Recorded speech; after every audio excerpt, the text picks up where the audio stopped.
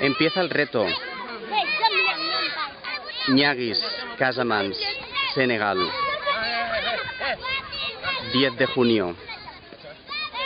Vamos a conseguir un gran abrazo de más de 500 estudiantes, más de 500 niños y niñas africanos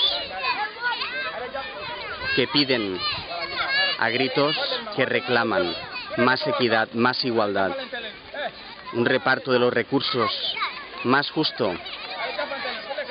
60 años de ayuda oficial no han ayudado a que las condiciones básicas mejoren.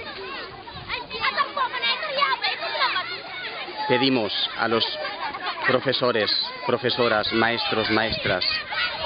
We ask you, teachers of the world,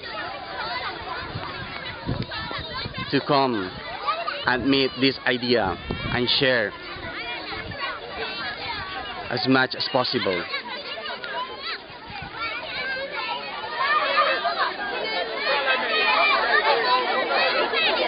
Africa Hug Project, Hug from Africa, abrazos desde África, para el mundo, pidiendo una imagen más positiva, una imagen diferente de la que en Occidente nos muestran cada día sobre África. Africa is positive. Africa is joyful.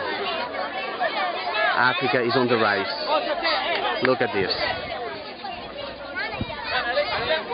This is not the Africa we have been told.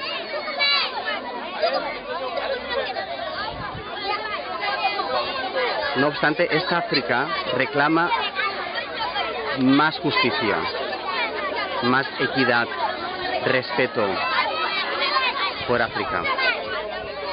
Hoy, 10 de junio 2016, Niaguis, Casamance, Senegal.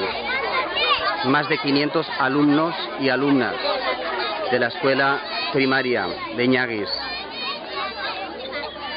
piden al mundo que sigáis esta idea. Profesores, profesoras de todas las escuelas, sumaros a Africa Hugs, conseguir el abrazo más grande.